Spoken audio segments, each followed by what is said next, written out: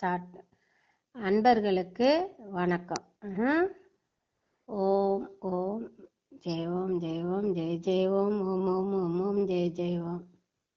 Start பண்ணிட்டா? ஓம். முதல்ல உடம்பு எப்படி பிறவி எடுக்குது இந்த உலகத்துல? உடல் எப்படி பிறவி எடுக்குதுன்னா, பஞ்சபூதத்துல ஃபர்ஸ்ட் கடவுள் சக்தி இருக்குது இல்லையா, சுத்த பிரம்மன்ற சக்தியிலேருந்து அது விட்சேப சக்தி, மூல பிரகிருதி சக்தின்னு தோன்றுது. அதுல விகற்பமற்ற ரஜோகுணமுள்ள அவித்தை தோன்றுது. அந்த 3 வித சக்தி முக்குணங்களும், சத்துவம், ரஜோகுணம், அப்புறம் தமோகுணம், 3 வித குணங்கள் தோன்றுது. அந்த 3 வித குணங்கள்ல சத்துவத்திலிருந்து சத்துவத்தில் தோன்றும் அந்த அவித்தையில, அந்த பிரம்மத்திலிருந்து சத்துவ குணத்திலிருந்து தோன்றது சுத்த சத்துவத்திலிருந்து மாயை பிரகிருதி ஆகிய மாயை சைத்தன்ய சொரூபமாக ஈஸ்வரன் தோன்றுற அத சக்தி சிவம் அப்படின்னு தோன்றுது முதல் சத்துவ குணத்துல. அது சுத்த மாயை. அதுவும் மாயை தான் சொல்றாங்க, ஆனா அது சுத்தம் சத்துவத்துல தோன்றது. பிரகிருதி மாயிலிருந்து அவித்தை தோன்றுது. அந்த அவித்த சக்தி ஜீவர்கள் எப்படி உருவாக்குறாங்க அப்படின்றது ஒன்று தோன்றுது, ரஜோகுணம். அத தமோ குணத்துல ஆவரண சக்தி தோன்றுது. அந்த தமோ குணத்துல ஆவரண சக்தி தோன்றுது. இந்த முக்குணத்துல இருந்து விட்சேப சக்தின்னு ஒண்ணு பிரியுது. இது சுத்த சக்தி. விட்சேப சக்தின்னு ஒண்ணு பிரியுது. அந்த விட்சேப சக்தியிலிருந்து பஞ்சபூதங்கள் தோன்றுது. பஞ்சபூதங்கள் சத்துவ குணமாகிய, அதாவது ஆகாயம், வாயு, தேயு, அப்பு, பிருத்திவின்னு சொல்றது.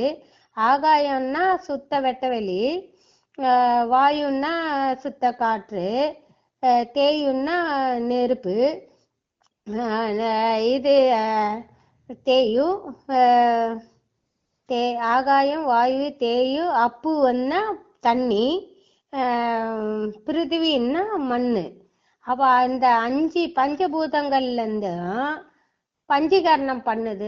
பஞ்சீகரணம் பண்றதுக்கு முன்னாடி ஒவ்வொன்றும் ஒவ்வொரு இதுவ உருவாக்குது.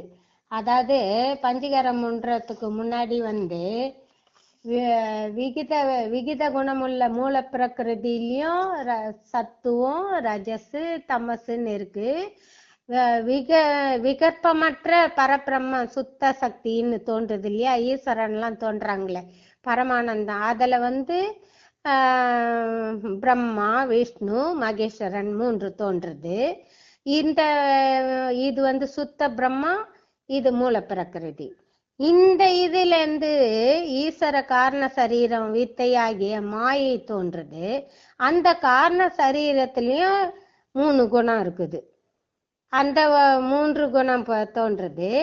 இது பாசமான அஞ்ஞானம் தோன்றுது தமோ குணத்துல. அதாவது மூல பிரகிருதி மாயையில தமோ குணத்துல பாசமான அஞ்ஞானம் தோன்றுது. அந்த அஞ்ஞானத்துல இருந்து ஆவரண சக்தி தோன்றுது, எமோஷன் தாட்ஸ், அதாவது ஆவரண சக்தி தோன்றுது. அதுல இருந்து முக்குண விட்சேப சக்தி தோன்றுது. அந்த முக்குண விட்சேப சக்தியில இருந்து பஞ்சபூதங்கள், அத தன்மாத்திரைன்னு சொல்லுவாங்க இல்லையா, அதாவது சாமி சக்கரம் போட்டு தன்மாத்திரை, ரூபம், சப்தம், ரூபம், ருசி, ரசம், கந்தான்னு சொல்லியிருக்காரு இல்லையா. அது மாதிரி இந்த பஞ்ச தன்மாத்திரைகள் மூலம் இயங்க ஆரம்பிக்குது.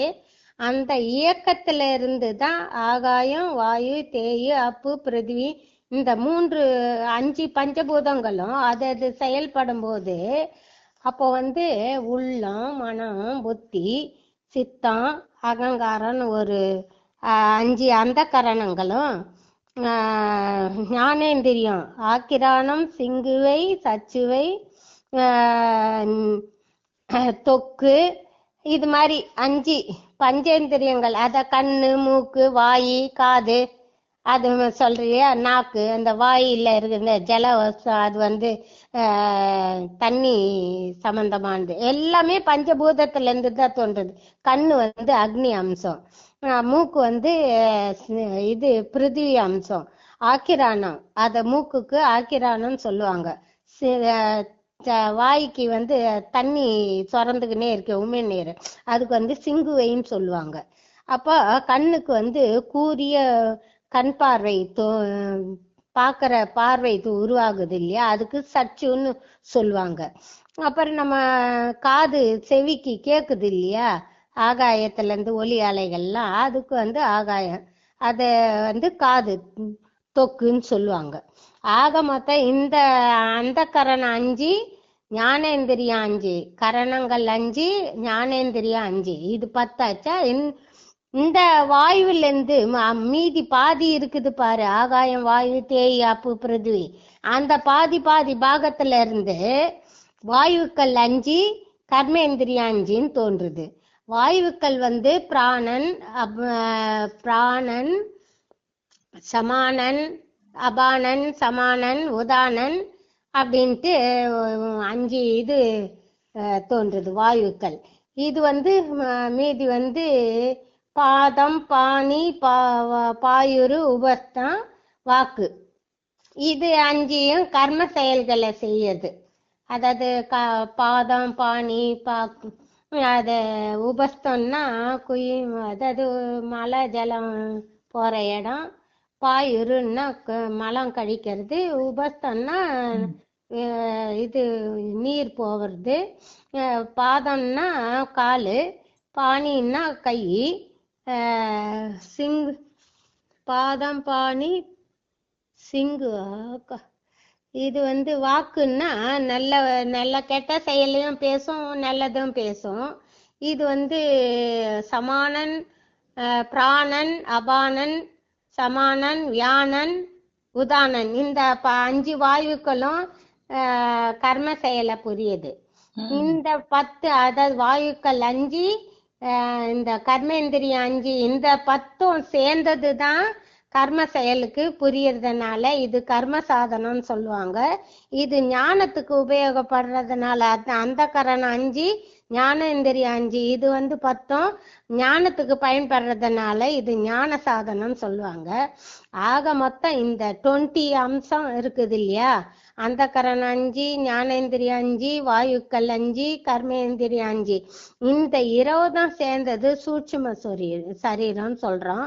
இந்த சூட்சும சரீரத்துல இருந்து இந்த பஞ்சபூதங்கள் பஞ்சீகரணம் பண்ணி அது 7 வித தோற்றம், 3 வகை ஜாதி, 4 வகை பிறப்பு, இப்படி உருவாக்கி அந்த ஸ்தூல சரீரத்தை உருவாக்குது. இதுதான் உலகத்துல முதல் படைப்பு. 4 வகை பிறப்புன்னா ஏற்கனவே சொல்லியிருக்கேன், சராயுஜம், அண்டஜம், உத்பிஜம், சேதஜம்னு. இந்த 4 வித பிறப்பு மூலமா தான் உலகத்துல பல லட்ச ஜீவராட்சிகள் தோன்றுவிக்கப்படுது. அதாவது முட்டையிலேருந்து ஒரு வகை, வேர்வை அழுக்குல இருந்து ஒரு வகை, உற்பத்தி செய்து செடி சின்ன விதையிலேருந்து பெரிய ஆலமரம் தோன்றுது. அந்த மாதிரி செடி, புல்லு, பூண்டு, செடி, கொடி, அதெல்லாம் ஒரு வகை. சராஜம் கருப்பையிலேருந்து தோன்றினது, முட்டையிலேருந்து தோன்றது, கருப்பையிலேருந்து தோன்றதெல்லாம் மிருகம், மனித வர்க்கம், இதெல்லாம் ஒரு வகை. ஆக மொத்தம் இந்த 4 பிறப்புக்கு தவிர வேற வகையில எதையும் பிறக்கிறது கிடையாது. இப்படி இந்த பஞ்சபூதங்கள் இந்த 4 வகை பிறப்பு மூலயமா தான் உலகத்துல உடலா அமைச்சு, அது புழு உடலா இருக்கட்டும், அது மிருக உடலா இருக்கட்டும், இல்ல மனித உடலா இருக்கட்டும், ஆக மொத்தம் இந்த உடல் அமைப்பை பெற்று இந்த 4 வகை பிறப்பு மூலம் 7 வகை தோற்றம். 7 வகை தோற்றம்னா சர்மம், உதிரம், மாமிசம், சனாயு, அஸ்தி, மஜ்ஜை. இந்த 7 வகை தோற்றத்து மூலமா ஒரு உயிரை உடலாக்கி உலகத்துல அவதரிக்கிறது. இதுதான் உடல்.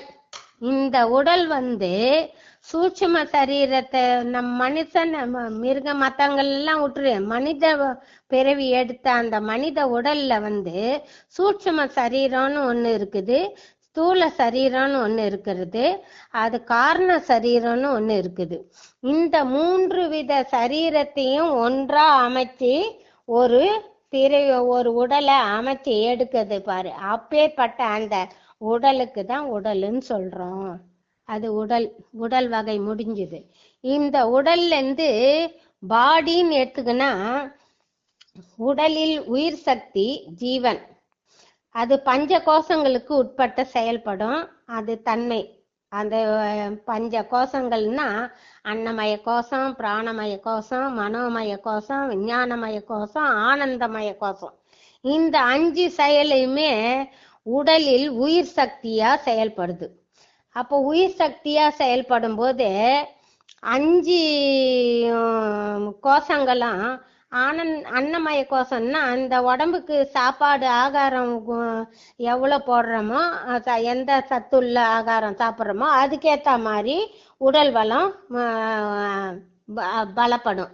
அப்போ உடம்பு நீ சாப்பிட்ற ஆகாரத்தை பொறுத்து உடம்பு உருவாகுது. அந்த உடம்புல உள்ள ஜீவன் மூச்சு காற்று போது வருது. அந்த ஜீவனை உயிர் சக்தியா நீ பாக்குற. அப்போ உயிர் சக்தியா பார்க்கும்போது அந்த ஜீவன் எப்படி உனக்கு மூச்சு காற்றா போது வருது அப்படின்றது தான் இந்த பஞ்ச கோஷத்துல இருந்து, அந்த பஞ்சீகரணம் பண்ண அந்த சாட்ல இருந்து ஜீவன் எப்படி தோன்றான், உள்ளம் மனம் புத்தி சித்தம்லாம் அதாவது ஆகாயத்தோட சேரும்போது உள்ளமாக மாறுது, வாயுவோட சேரும்போது மூச்சு காற்றா போகுது, தேயாக போகும்போது கண்ணா மாறுது, அப்புவோட போகும்போது ஜலமா மாறுது, வாக்கா மாறுது. அந்த மாதிரி அப்போ ஒவ்வொன்றுத்தும் ஒவ்வொரு செயல், நினைவாற்றல், அப்புறம் அன்னத்தை விழுங்க செய்யறது, அப்புறமா இது மாதிரி பஞ்சீகரணத்தோட எக்ஸ்பிளைன் பண்ணும் போது நான் அதை பத்தி விளக்கமா சொல்றேன்.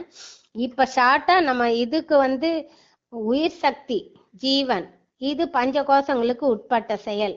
அப்போ கடவுள் ஜோதியா சிற்றணுல இருந்து நம்ம உள்ளுக்கு ஆன்மாவா வருது. அப்போ அந்த ஆன்மா எது உள் சக்தியா விரிவடைஞ்சு செயல்படுகிறதோ அதை உயிர் சக்தின்னு சொல்றோம். அப்போ உதாரணம் ஒரு அதாவது என்ன சொல்றது, விந்து பரான்னு ஒரு இது இருக்குது, ஒரு சப்ஜெக்ட் இருக்குது.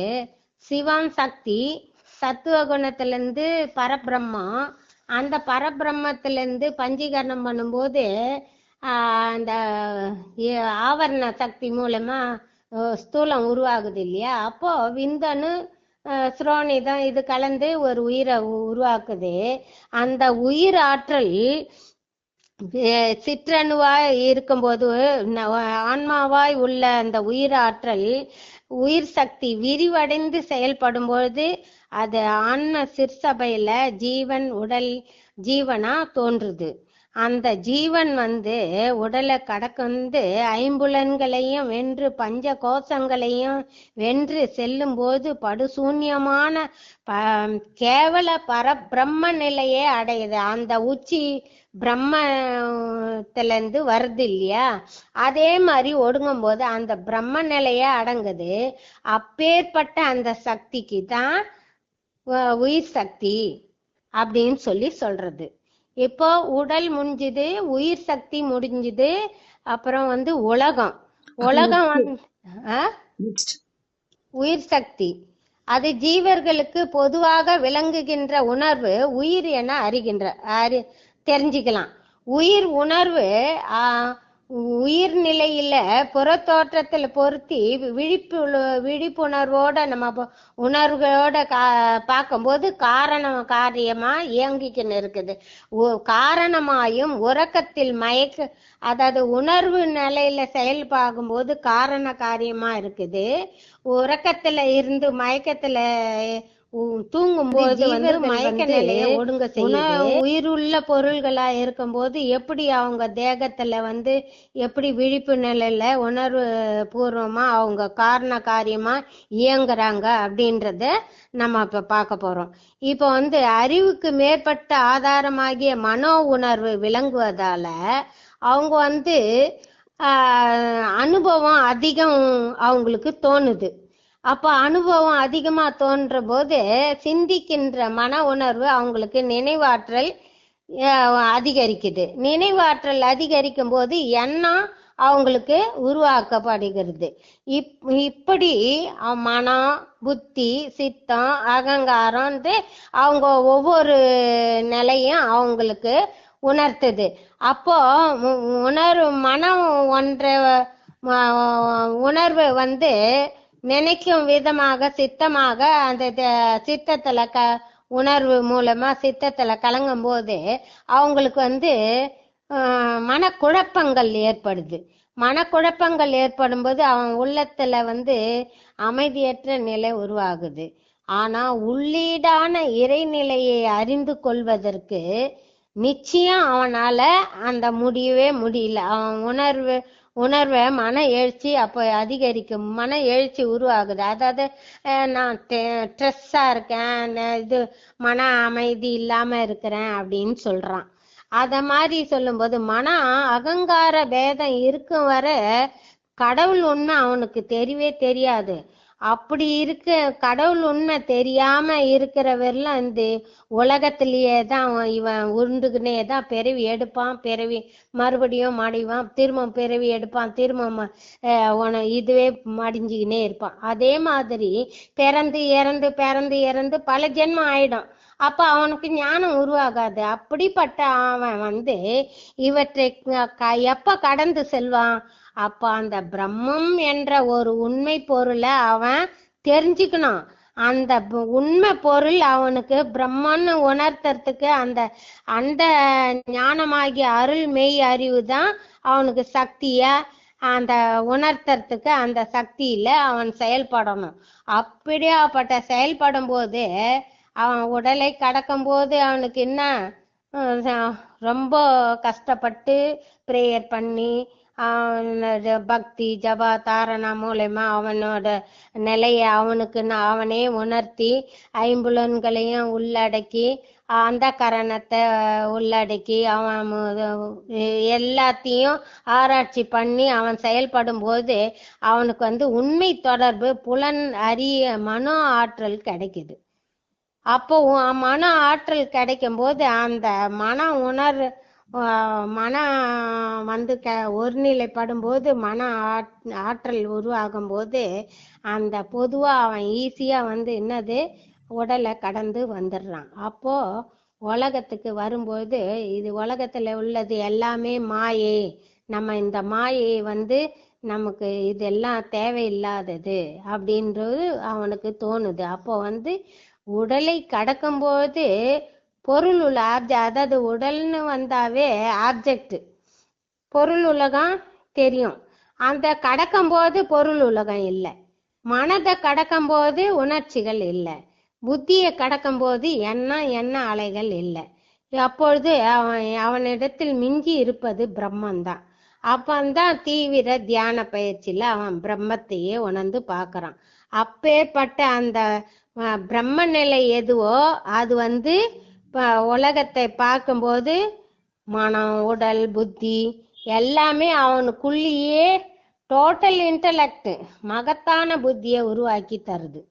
அப்போ அவன் வெளி உலகத்துல எதுவுமே விகற்பமா பார்க்க மாட்டான். எல்லாமே இது அதாவது உடலை பொருளா அறியும் பொழுது அவனுக்கு அந்த உடல் உணர்ச்சிகள்லாம் கிடையாது. மனதிலிருந்து மன எழுச்சியை உணரும் போது மனம் எப்படி ஒடுங்குதுன்றத அவனால மன எழுச்சி எப்படி வருது, எப்படி ஒடுங்குதுன்றது அவன் அறிய முடியுது. புத்தி நினைவாற்றல எப்படி நினைக்கிறான்றத அவன் தெரிஞ்சுக்கிறான்.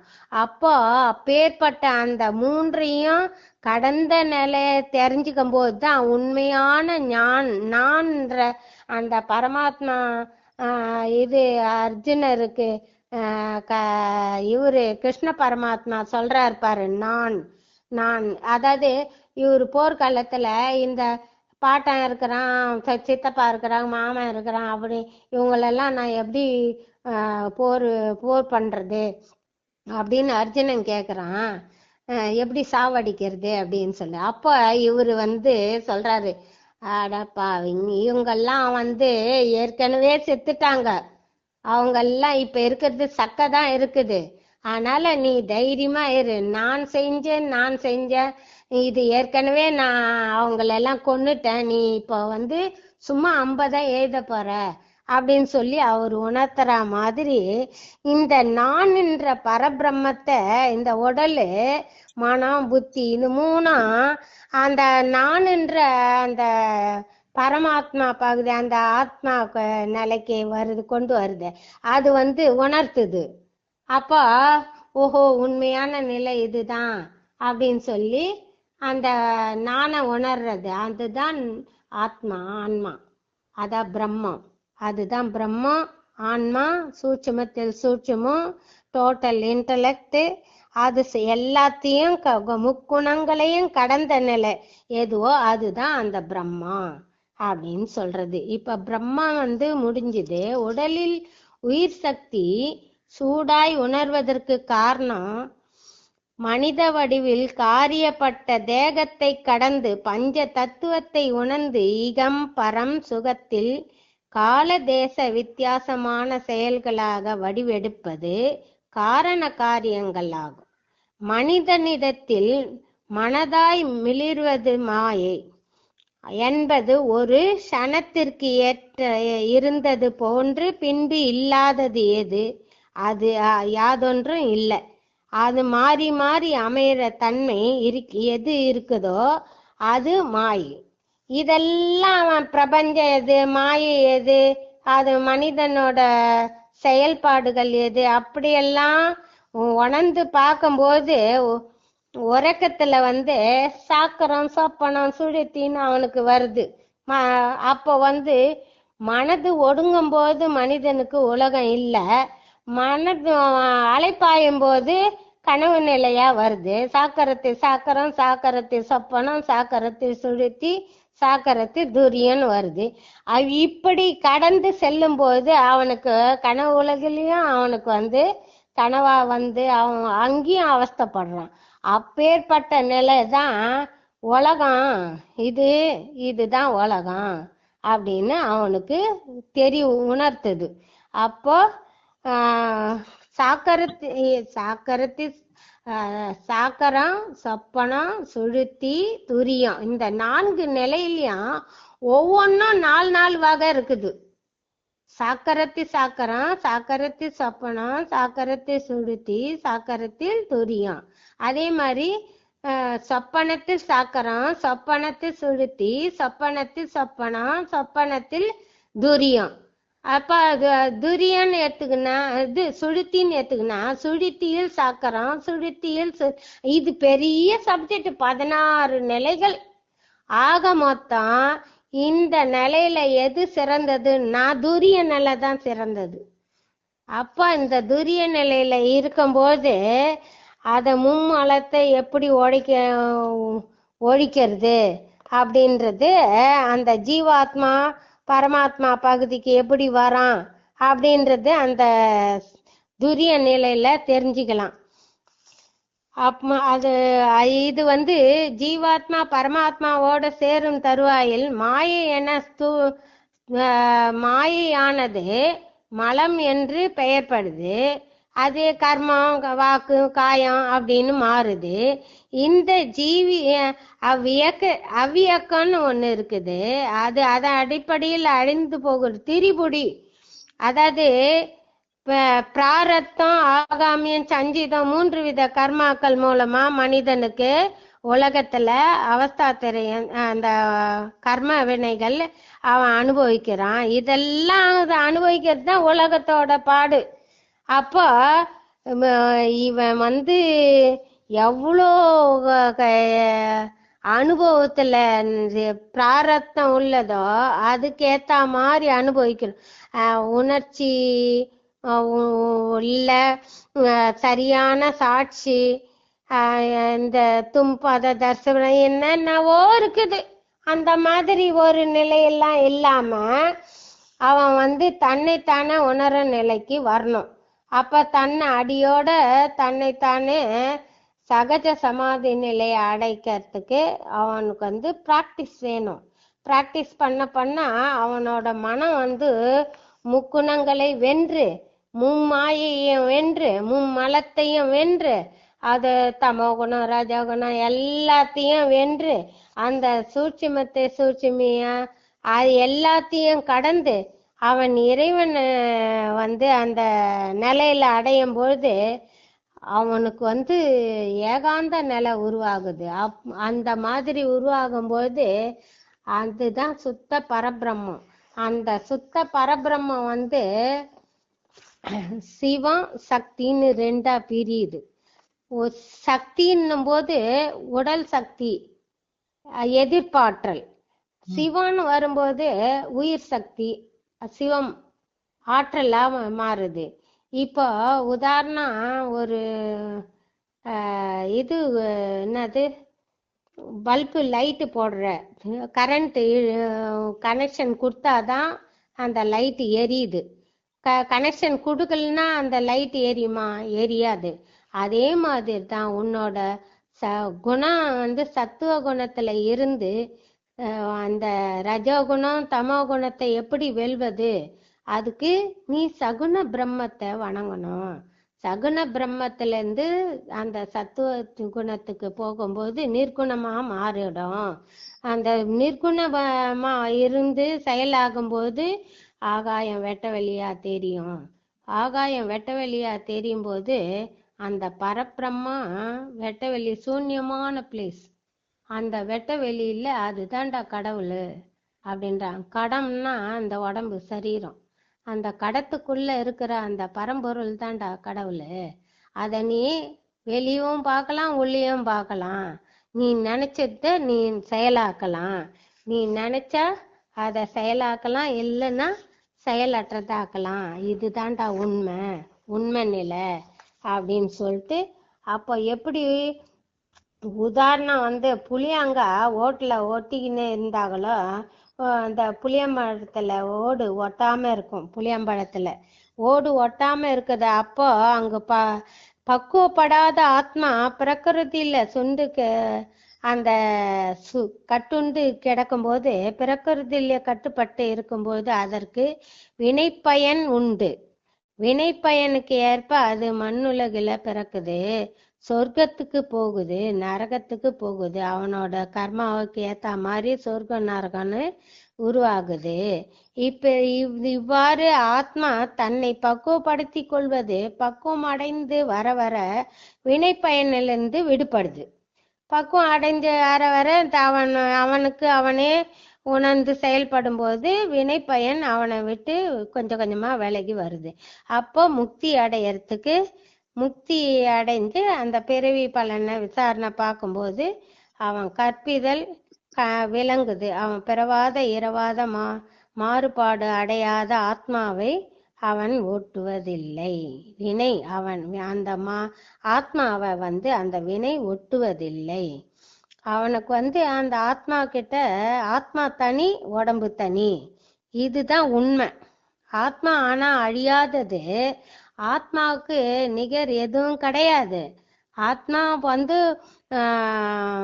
உண்மையான ஆத்மா என்னைக்குமே அழிவில்லாதது. ஆனா